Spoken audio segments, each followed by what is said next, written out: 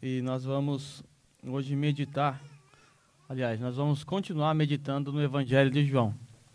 Nós começamos a estudar o Evangelho de João na oportunidade passada, e naquela oportunidade nós aprendemos os propósitos do Evangelho de João.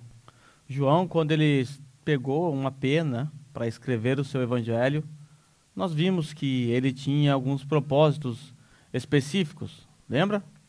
Jesus realizou na presença dos seus discípulos muitos outros milagres que não estão escritos nesse livro. Estes sinais, porém, foram escritos para que vocês creiais que Jesus é o Cristo, o Filho de Deus vivo, e crendo tenhais vida em seu nome. Esse era o propósito de João. Crer que Jesus era o Cristo, ele queria que você cresse nisso. Nós aprendemos já o que era Cristo no sermão passado. Nós vimos que Cristo tem relação com o Rei, Messias. Nós vimos que havia sido prometido um rei, a descendência de Davi, um rei que governaria para todo sempre. E esse rei era Jesus. João estava apresentando esse rei. Mas João também queria dar as características desse rei. E quais eram as características desse rei? No próprio propósito de João está explícito para nós a característica que ele queria ressaltar mais no seu evangelho. Para que creiais que Jesus é o Cristo, o Filho de Deus. O que João quer dizer com a expressão Filho de Deus? Com a expressão Filho de Deus, João quer ressaltar uma qualidade muito importante desse rei. Ele quer ressaltar a divindade desse rei. Ele quer mostrar para os seus leitores que esse Jesus é rei. Que esse rei Jesus é divino. Isso que ele quer mostrar para os seus leitores. Quando nós olhamos para a carta, para o Evangelho de João, se nós lermos, nós só podemos chegar a duas conclusões. Uma das conclusões é, ou Jesus é louco, lunático, por fazer as afirmações que ele fez nesse livro. Antes que Abraão existisse, eu sou. Os judeus ficaram irados, queriam apedrejá-lo. Ele usou uma expressão comum, um nome próprio de Deus. Deus, quando se revelou a Moisés, Moisés, mas eu vou dizer que quem aqui que me enviou? O que Deus responde para Moisés? Diga que o eu sou te enviou. Esse passou a ser o nome usado para Deus. Então, quando Jesus disse, antes de Abraão existir, já temos aqui um contraste de idade. Abraão já tinha vivido há muito tempo antes de Cristo. Ele disse que antes que Abraão existisse, eu sou. Ou ele é louco, ou ele é Deus. Essas são as duas conclusões que você chega ao ler o Evangelho de João. Na fábrica onde eu trabalho, tem um testemunha de Jeová. E no começo, quando eu entrei ali na fábrica, ele propôs que eu estudasse com ele. Ok, vamos estudar. Quer estudar? Vamos estudar. Mas nós vamos estudar o Evangelho de João. Porque nós sabemos que as testemunhas de Jeová não acreditam que Jesus é Deus. E João escreveu o seu Evangelho para provar que Jesus é Deus. Eu disse, vamos estudar. Nós abríamos a Bíblia e líamos o capítulo e tentávamos conversar sobre o que nós estávamos entendendo. Uma leitura simples, sem estudo, sem papel, sem nada, só com a Bíblia, lendo, com a Bíblia dele, lendo. Posso dizer que o estudo não durou muito tempo, porque João afunila para a conclusão óbvia. Aliás, ele nem afunila, ele já começa com tudo, com os braços abertos, mostrando que Jesus é Deus. Essa é a ênfase principal do Evangelho de João, provar a divindade desse rei, desse Messias que foi enviado. Então, abra comigo a sua Bíblia, em João, capítulo 1.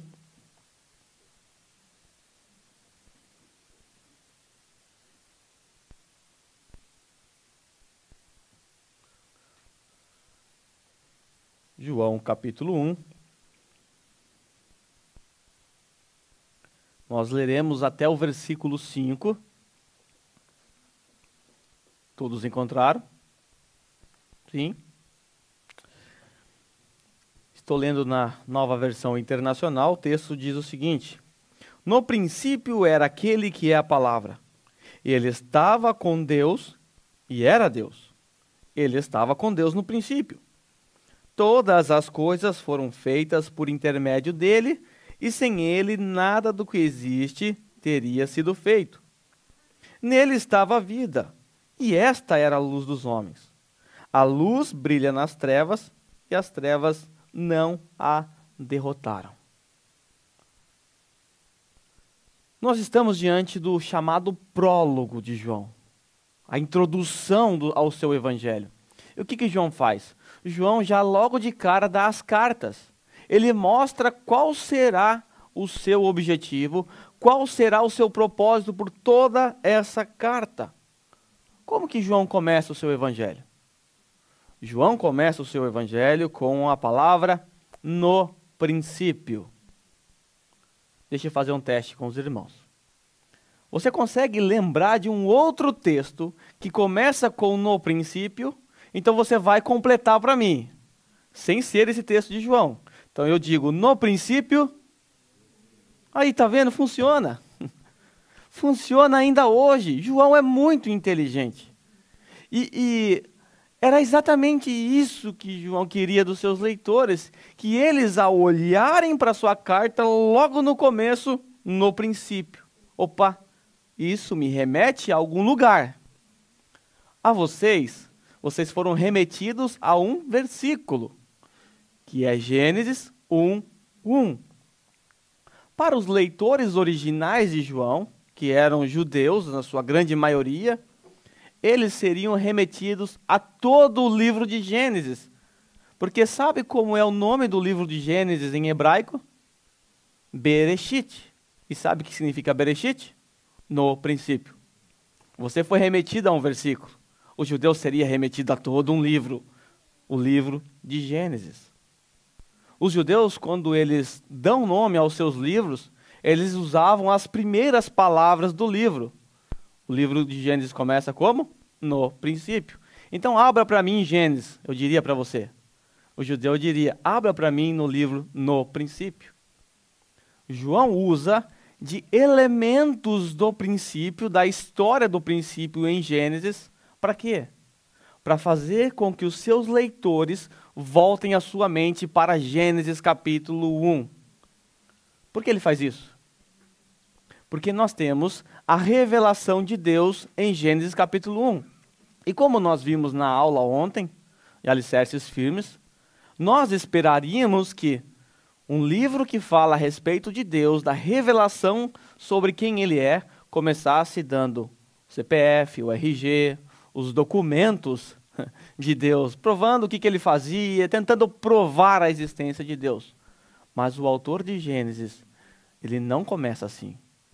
Ele tão pouco se preocupa em provar a existência de Deus. Ele já começa partindo do pressuposto: existe Deus. E qual é a primeira revelação de Deus em Gênesis capítulo 1? O que Deus faz ali? Deus cria. É apresentado ao judeu, primeiramente, a primeira revelação sobre Deus é a revelação de um Deus que cria, um Deus criador. Quando nós olhamos para o Evangelho de João aqui, nós vamos perceber que João também faz isso.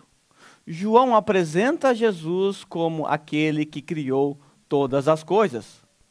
João quer que vocês entendam o quê? Quem que criou todas as coisas segundo Gênesis 1? Deus. Ok? Então leia para mim o versículo 3 de João. Todas as coisas foram feitas por intermédio dele. E sem ele, nada do que existe teria sido feito. Quem que criou todas as coisas? Deus. João está falando que é Jesus. Vocês estão falando que é Deus. É porque João quer que vocês saibam que Jesus é Deus. Então, um dos elementos da criação de Gênesis que aparece, do livro de Gênesis que aparece, e que João transporta para o seu evangelho, é a imagem de um Deus que cria. É a primeira imagem que o judeu tinha em sua mente. O Deus que cria todas as coisas. E quando nós olhamos para Gênesis capítulo 1, nós temos a palavra no princípio criou Deus. Ok? Isso em hebraico está assim, Bereshit bara Elohim. E esse Elohim que foi usado para Deus no hebraico é uma expressão apresentada no plural. Talvez os judeus, ao lerem isso, não tivessem entendido muito bem como é que funcionava essa questão e tão pouco questionavam, porque a revelação está assim e assim fica. Mas quando João nos mostra que Jesus estava lá no princípio da criação, João está fazendo com que os seus leitores entendam melhor Gênesis capítulo 1. Ele dá luz a Gênesis capítulo 1. No princípio criou Deus. Opa, está no plural. Agora eu consigo entender. Por que está no plural? Porque Jesus também é Deus. O Pai é Deus. O Espírito Santo é Deus. E João faz os seus leitores atentarem para tudo isso. Quer ver outro elemento que aparece lá em Gênesis e que também aparece aqui no Evangelho de João? Observe. Elementos, João usa elementos, mas não está interpretando esses elementos, tá ok? Então nós primeiro vimos que existe um princípio, João usa o princípio, Gênesis tem esse princípio. Nós vimos que Gênesis apresenta um Deus que cria todas as coisas, João apresenta também Jesus como o Deus que cria todas as coisas. Aí quando nós olhamos para Gênesis, no comecinho do livro de Gênesis, nós percebemos que não havia vida. Deus ainda não havia criado as vidas, não havia criado os seres viventes na terra. Certo? João mostra que Jesus é a vida. João apresenta Jesus como sendo a vida. Nele estava a vida. E se você for para João capítulo 5, você vai perceber que João diz o seguinte a respeito de Jesus. Ele narra esse episódio. Jesus diz que assim como o Pai tem vida em si mesmo, também concedeu ao Filho ter vida em si mesmo. O Filho é apresentado como a vida. Um outro elemento. Quando nós olhamos para Gênesis, nos primeiros versículos, nós observamos que o Espírito pairava sobre a face do abismo, trevas. O Espírito pairava sobre a face do abismo, trevas. Qual é o contrário de trevas? Luz. Jesus é apresentado por João como nele estava a vida, esta era a luz dos homens. A luz brilha nas trevas e as trevas não a derrotaram. Nós vimos que que em Gênesis o Espírito Santo é apresentado como quem paira sobre o abismo. Sabe como os judeus entendiam essa expressão pairar? Eles olhavam para essa expressão como uma ave que paira sobre o seu ninho. E havia até uma tradição judaica, uma linha rabínica muito importante na época de Jesus. E sabe como eles interpretavam, como eles fizeram o seu comentário de Gênesis, quando fala sobre o Espírito Santo? Que no princípio havia trevas sobre a face do abismo e o Espírito pairava como uma pomba. Essa é a imagem que eles tinham na sua mente. João, mais para frente, apresenta o relato da história do batismo de Jesus. E nós temos a presença do Espírito também, Espírito Santo, que aparece ali. E como é que ele aparece ali? Como uma pomba. Tendo todas essas informações de Gênesis 1, um judeu, ao olhar para o Evangelho de João, a essa introdução, esse prólogo, ele já saberia logo de cara o que é que João estava tensionando. Qual era a sua intenção, o seu propósito? Como eu disse, ele quer que você entenda que ele é Deus.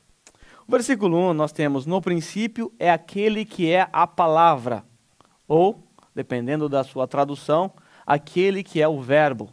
No princípio era o verbo, talvez a sua tradução esteja assim. O que significa isso? Bem, nós estamos com uma tradução para a língua portuguesa, mas a Bíblia não foi escrita originalmente em português. O Novo Testamento foi escrito em grego. E tradução não é uma coisa tão fácil. Por exemplo, no último sermão do nosso irmão Paulo, ele usou uma expressão popular do Brasil, encher linguiça. A irmã que estava traduzindo teve dificuldades de entender essa expressão. Por quê? Uma expressão particular da gíria brasileira, né? Teve dificuldades em traduzir. Sempre que nós trabalhamos com tradução, nós temos muitas dificuldades, porque existem elementos de uma língua que são peculiares dessa própria língua. Um exemplo da língua portuguesa, a palavra saudade. Em alguns idiomas, na maioria dos idiomas, você não consegue uma palavra para traduzir literalmente. Você usa equivalentes.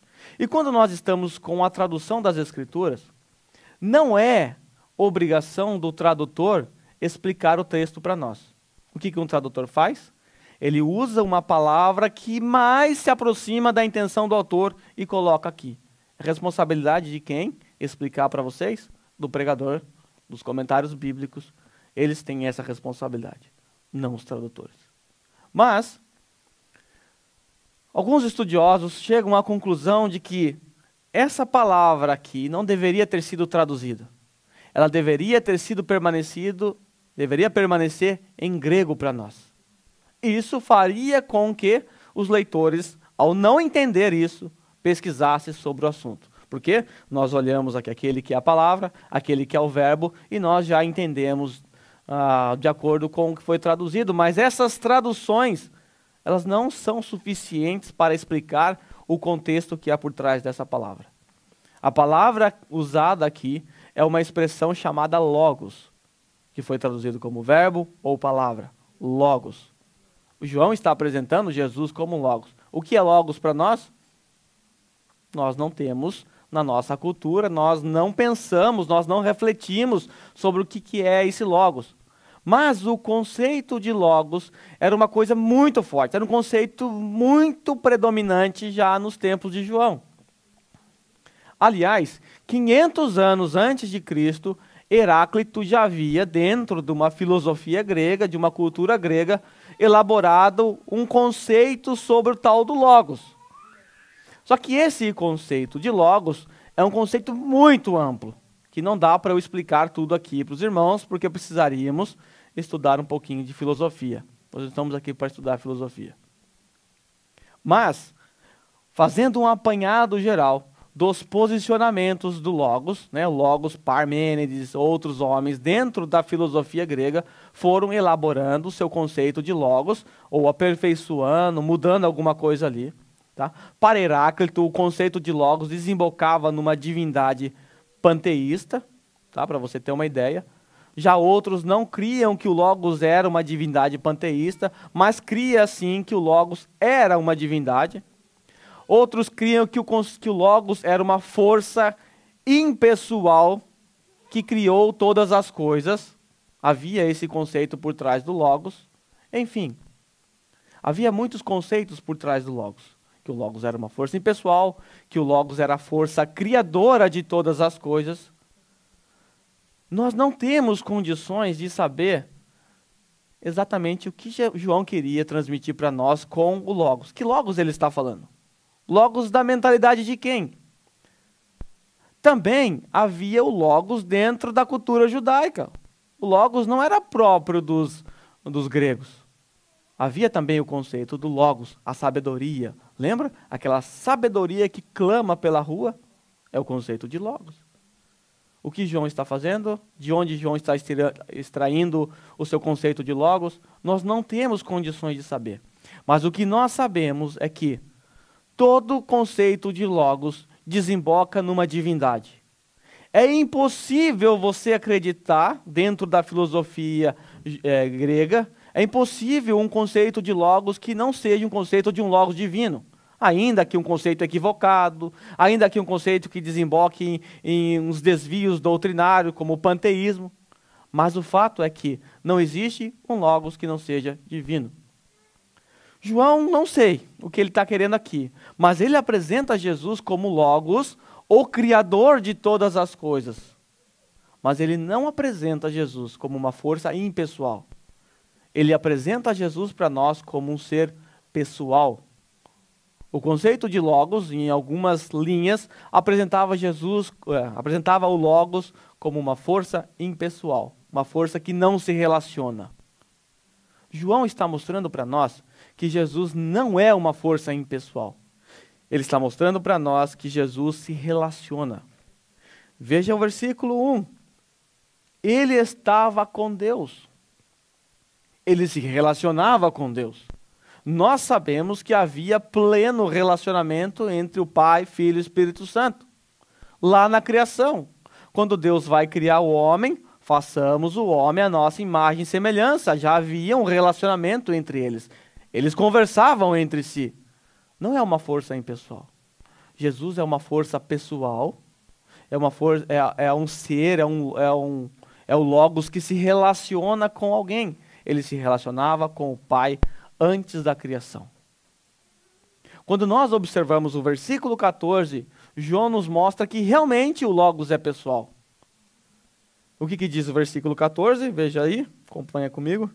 Aquele que é o verbo, ou aquele que é o Logos, o que ele fez? Tornou-se carne e viveu entre nós. Vimos a sua glória, glória como do unigênito, vindo do Pai, cheio de graça e de verdade. O Logos Jesus, ele se relacionou com pessoas. Houve um tempo em que o Logos se fez carne, se tornou homem, humano, veio à terra, comeu com pessoas, andou com pessoas, se relacionou com pessoas. João apresenta a nós Jesus como o Rei de Israel, o Deus criador de todas as coisas, mas não um Deus distante.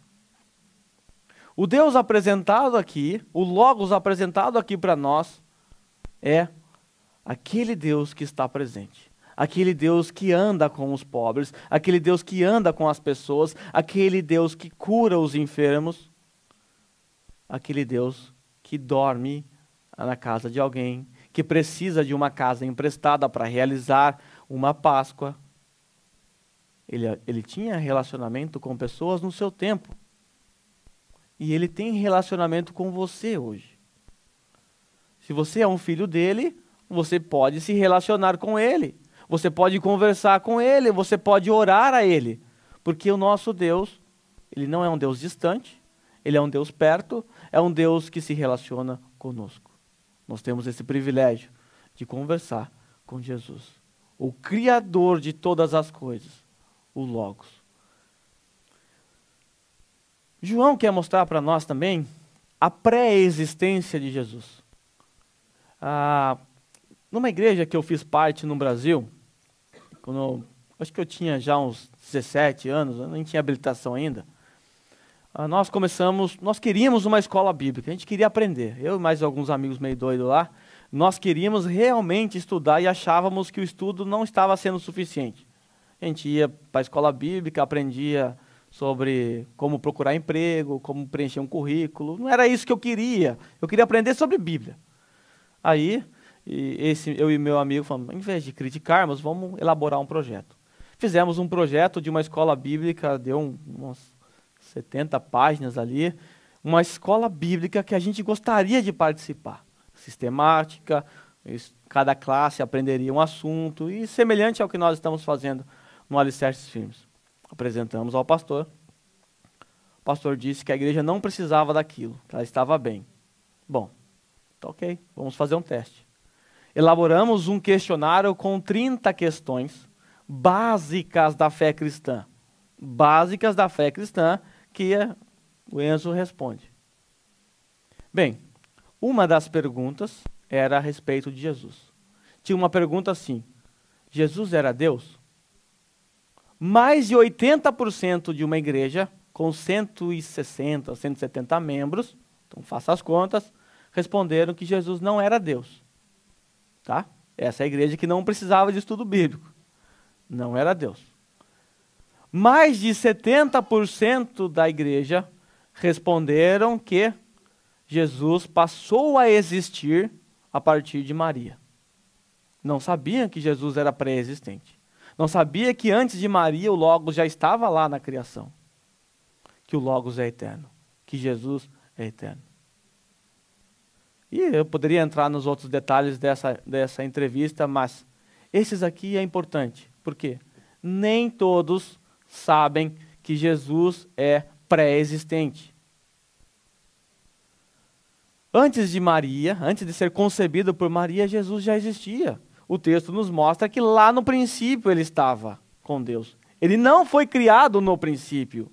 Ele está no princípio e ele criou todas as coisas. Jesus é eterno. Ele não foi criado. Aliás, ele é o criador de todas as coisas.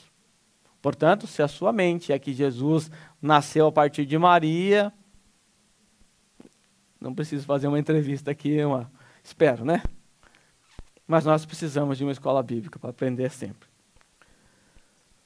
Jesus, no princípio, é apresentado como aquele que já estava lá, o pré-existente, o Deus eterno, que cria todas as coisas. Então, ele estava com Deus no princípio e era Deus. Quer algo mais claro do que isso? Ele estava com Deus e era Deus. Peraí, parece-nos uma coisa um pouco contraditória. Ele era, está. Era, está. Peraí. Ou é ou está? Se eu falasse, nosso irmão Yukio é cabeludo, ele está com cabelo, é a mesma coisa. Mas se eu falar que ele é tal pessoa, depois ele é o Yukio, e eu falo assim, ele está com o Yukio, não é estranho isso? Quando eu falo que ele está com alguém, significa que ele está com outra pessoa. Não é estranho para nós olharmos essa expressão de João? Ele era Deus.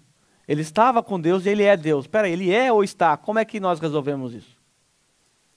Conforme nós sabemos, nós vimos que lá no hebraico, Gênesis capítulo 1, nós temos a palavrinha que o Anderson não consegue falar, como é que é? Pluralidade, eu consegui falar. Em casa eu não tinha conseguido. De pessoas. Qual é a definição de Deus que nós temos? Pai, Filho e Espírito Santo. É isso que é Deus para nós. Pai, Filho e Espírito Santo. Isso já está revelado desde a criação. Na palavra Elohim. Tá? Na criação do homem, façamos um homem. Depois desçamos e confundamos. Plural sempre aparece no Antigo Testamento. Então João pode dizer, Jesus é Deus. Por quê? No que ele é igual ao Pai? No que Jesus é igual ao Pai?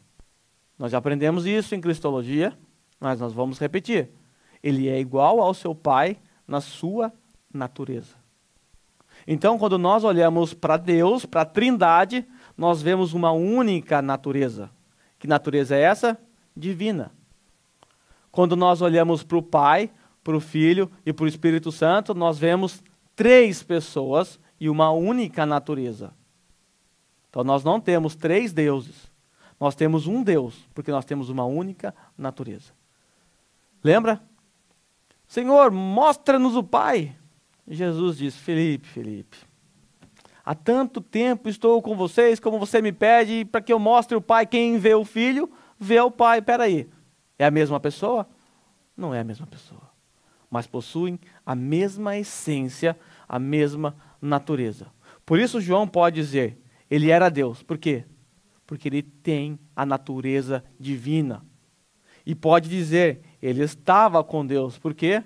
Porque dentro da Trindade há um relacionamento interpessoal entre cada pessoa da Trindade. Por isso ele estava com a Trindade, estava com o Pai, com o Espírito Santo, e ele é Deus, possuidor da mesma natureza do Pai e do Espírito Santo. Eles compartilham da mesma natureza, da mesma essência. Agora, automaticamente, nós chegaríamos a uma conclusão muito óbvia. Gênesis capítulo 1, quem criou todas as coisas? Deus. Lendo João, ele diz, todas as coisas foram feitas, criadas por intermédio dele, e sem ele nada do que existe existiria. Quem criou todas as coisas? Qual é a conclusão que o leitor original chegaria? Jesus é Deus. A revelação de Gênesis diz que foi Deus que criou. João diz, Jesus criou. É contradição? Não. João está mostrando que Jesus é Deus, estava lá com Deus no princípio da criação. E aliás, o Jesus que você serve, que você crê, ele é o Criador de todas as coisas. Ele fez todas as coisas. Sem ele, nada do que você vê, olha para fora, olha para o céu, olha por esse universo, nada disso existiria se não fosse Jesus. Esse é o Deus que nós servimos. Versículo 4 de João, ele nos diz: nele estava a vida, e esta era a luz dos homens. Nele estava a vida. Se nós observarmos a palavra vida, se você fizer uma pesquisa da palavra vida no Evangelho de João, você vai descobrir que na maioria dos casos, a palavra vida diz respeito à vida eterna. Não diz respeito simplesmente à vida física, mas diz respeito, na grande maioria dos textos, a respeito da vida eterna. Mas o que nós aprendemos aqui? Nós aprendemos aqui que Jesus, ele é o responsável pela nossa vida física, sim. Se você está respirando, é porque Jesus está te sustentando. Se você acordou de manhã, esticou o braço, não bateu em nenhuma caixa, nenhuma tampa de caixão, né? Se isso não aconteceu, Jesus está te sustentando. Ele te deu a vida. Como eu disse, assim como o Pai, aliás, como João disse, assim como o Pai tem vida em si mesmo, direitos autorais, né? Ele concedeu ao Filho ter vida em si mesmo. Eu posso dar vida a vocês? Você pode conceder vida a alguém? Você não pode conceder vida nem a você mesmo. A vida que você tem é uma vida recebida. Você recebeu essa vida.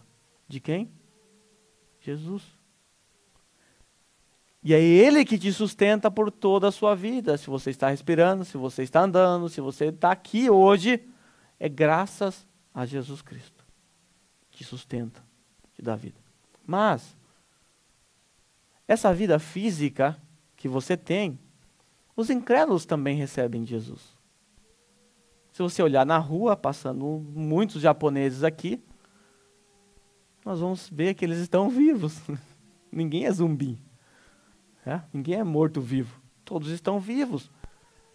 Essa vida que eles têm é de quem? De Buda? Não. Jesus concede a sua graça comum e alcança eles. Mas chegará um dia e que essa vida, que o seu tempo aqui na terra vai se acabar.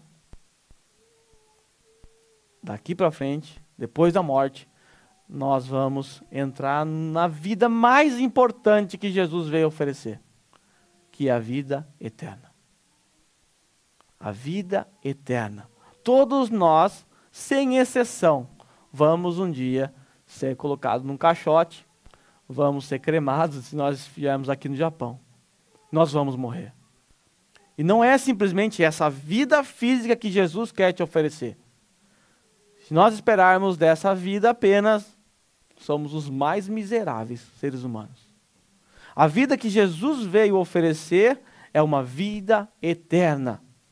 Mas essa vida eterna só é oferecida àqueles que realmente são levados a Deus por Jesus. Quem crê no Filho tem a vida. João 3,36. Quem rejeita o Filho, a ira de Deus permanece sobre ele. Não recebe a vida eterna. Bem, eu e o Felipe, nós somos de Taubaté. E lá em Taubaté tem uma estátua do Cristo Redentor com seus braços abertos. Eu morei lá perto quando eu era criança. E eu lembro que meu pai sempre falava, andando com a minha irmã e meu pai, ele sempre olhava para aquela estátua, ela, no morro, é muito alto, dá para ver. Meu pai sempre dizia: esse é o moço bonzinho que quer nos abraçar. Essa era a concepção que eu tinha de Jesus. Era a minha teologia, teologia paterna. Já se vê que meu pai não entende nada. Esse é o moço bonzinho que quer nos abraçar. E eu achava legal, porque ele era grandão. Meu pai falava que ele gostava de mim, que ele era meu amigo, que queria me abraçar. Eu falei, nossa, legal, ele é grandão, ele chama a atenção. A pergunta que eu faço: se Jesus é a vida, se ele concede vida eterna a todos os homens que estão mortos nos seus delitos e pecados, por que todos os homens não vão até Jesus. O texto nos mostra que ele é a luz dos homens. Ele é a vida e ele é a luz dos homens. Para que serve a luz? Se você estiver num lugar, ambiente escuro, numa penumbra total, você se sentirá muito aliviado com a luz, porque ela te dá a direção. Ela te mostra o caminho. Ela te mostra como você está vestido. Ninguém aqui, principalmente as mulheres, se arruma no escuro. Liga a luz, acende aqui do banheiro, um holofote aqui, elas querem ver os mínimos detalhes. Elas precisam de luz. Um fiozinho branco que ninguém está vendo, aí ela põe na lupa, precisa de luz. A luz faz você se enxergar. Por que os homens não vão para essa luz? Por que os homens não se aproximam de Jesus, a luz para receber a vida eterna? Vida eterna é uma coisa ruim? Não é uma coisa ruim. A vida eterna nos livra do inferno, da ira de Deus eterna. Olha que coisa boa. Mas os homens, por que os homens não vão para essa luz? Sabe por quê? Abra comigo. Capítulo 3, vira um pouquinho. 3:19. Vamos ver por que os homens não vão para a luz.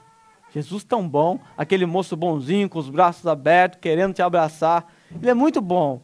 Ele não só queria me abraçar ali, como meu pai me ensinou, mas ele queria me conceder vida eterna. Ele queria me tirar das trevas, trazer para a sua maravilhosa luz, como ele quer fazer isso com os homens. Mas veja o versículo 19 do capítulo 3. Este é o julgamento. A luz veio ao mundo, mas os homens amaram as trevas e não a luz. Por que os homens não vão para Jesus, que é a luz? Primeiro, os homens amam as trevas. O homem natural, ele ama tudo que é pertinente às trevas, tudo que é próprio das trevas. Ele não se aproxima da luz, ele ama as trevas. E o texto diz, por que ele não se aproxima da luz, ele odeia a luz, por que ele ama tanto as trevas? Porque as suas obras são más. Se você praticar más obras num quarto escuro, ninguém está vendo. Mas se acender uma luz, aí todos verão que as suas obras são más. Se toda a nossa vida fosse transmitida aqui no telão, quantas obras más passariam aqui, quantas coisas vergonhosas, quantas coisas imorais, quantos pensamentos impuros passariam aqui nesse telão. Você acha que os homens lá fora querem vir para a luz, para Jesus, que vai revelar, que vai iluminar os pecados delas? Não. Elas amam as trevas. Porque as trevas trazem conforto para suas práticas pecaminosas. Versículo 20. Quem pratica o mal, odeia a luz. Quem que odeia a luz? Só quem pratica o mal. E não se aproxima da luz, temendo que as suas obras sejam reveladas, manifestas. Tem medo. A luz assusta os incrédulos. A luz assusta os pecadores.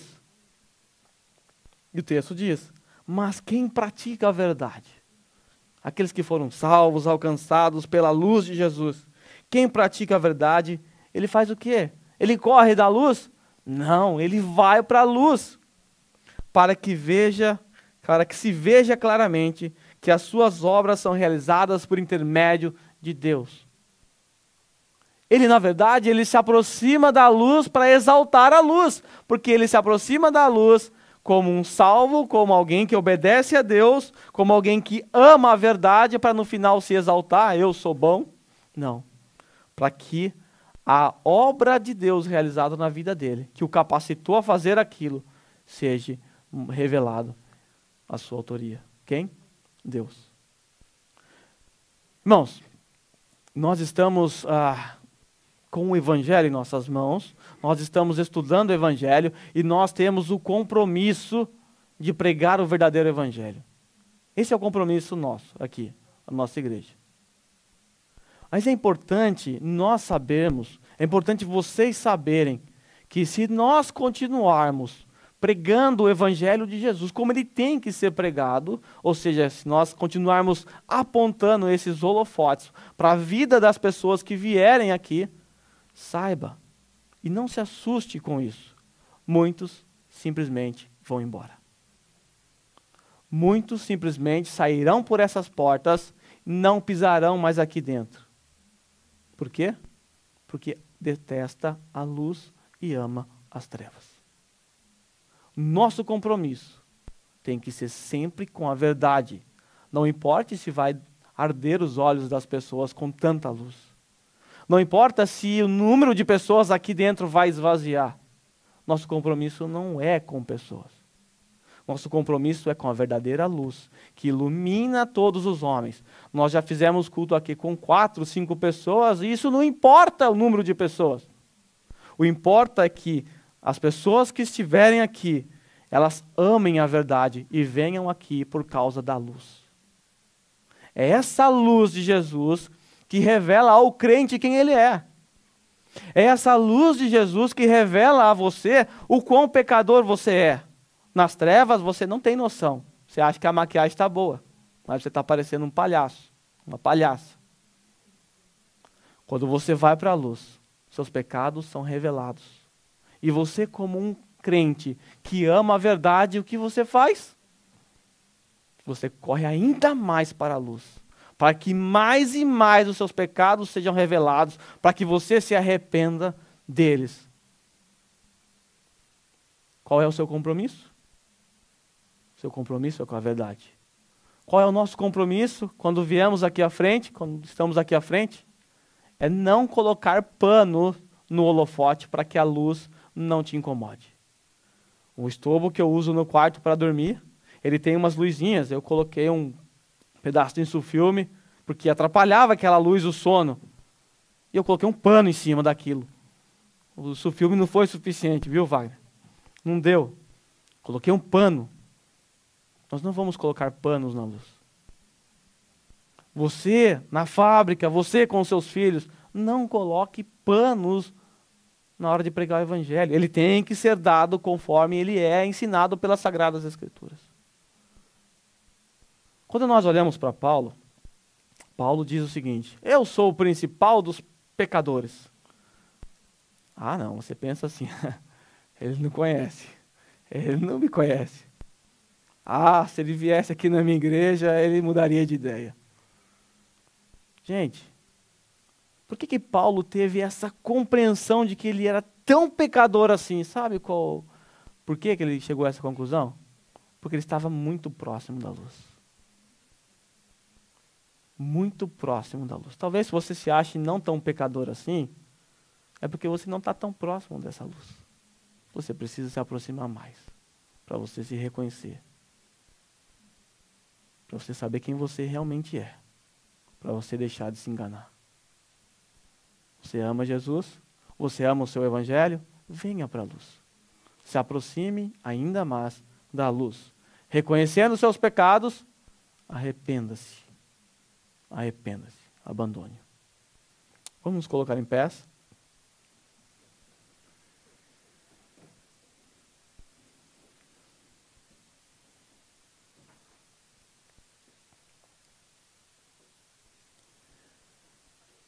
A grande verdade é que o mundo lá fora não conhece a Jesus.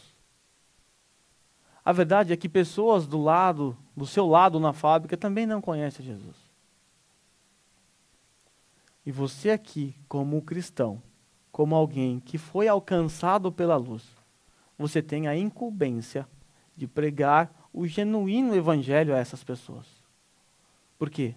Porque você sabe que quem não recebe a vida, ou seja, quem não crê no Filho, permanece debaixo da ira de Deus. E você não quer que as pessoas lá fora, você não quer que a sua família, você não quer que as pessoas se percam. Então o que você tem que fazer? Como você não sabe quem Deus vai salvar, você tem a responsabilidade de pregar o Evangelho a todas as pessoas que estão ao seu redor. Mas que Evangelho você vai pregar? O seu Evangelho? Paulo disse, o meu evangelho. Por quê? Porque ele inventou um evangelho? Não. É o evangelho próprio que ele amava. Então, pegue esse evangelho para você, que te alcançou, e diga, eu vou pregar esse meu evangelho, não o que eu inventei, o evangelho das Escrituras. Para que a luz de Deus alcance outras pessoas por meio da pregação do seu evangelho. Para você que tem se afastado da luz, está distante da luz, seja por N razões, se aproxime da luz. Se aproxime de Jesus, que não é apenas o homem bonzinho, com os braços estendidos, querendo um abracinho, mas é aquele Deus eterno, pré-existente, criador de todas as coisas, que veio um dia à terra e entregou a sua vida para te salvar. Se entregue a Ele. Se entregue a Jesus. E seja livre de toda a condenação. Oremos. Pai, nós te agradecemos por essa manhã, a qual o Senhor graciosamente nos concedeu a Tua palavra, graciosamente nos concedeu o privilégio de cultuar ao Senhor aqui em comunidade. Obrigado, Senhor, porque a vida estava no Senhor, a vida está no Senhor, o Senhor é a vida, e o Senhor concedeu vida a nós. Não somente essa vida física, mas a principal de todas, a vida eterna. O Senhor um dia derramou o teu sangue na cruz do Calvário, morreu a minha morte, a morte eterna, para que eu pudesse viver a sua vida, que é a vida eterna, porque o Senhor é eterno, o Senhor é divino. Obrigado, Senhor, por se revelar a nós nas Sagradas Escrituras, como o Deus Criador de todas as coisas, como o Deus que sustenta tudo pelo poder da sua palavra. Obrigado, Senhor, porque um dia o Senhor virou a sua palavra na nossa direção, nos deu vida. E um dia a sua doce voz nos chamou para próximo da luz. E a ação do teu Espírito Santo, que pairou nas trevas, pairou sobre as nossas vidas, nos levando até a luz. Muito obrigado, Senhor, pela salvação. Obrigado pelo teu evangelho. Perdoa nossos pecados, as nossas falhas. Nos leva para próximo da tua luz. Te agradecemos em nome de Jesus, o Deus Criador de todas as coisas. Amém.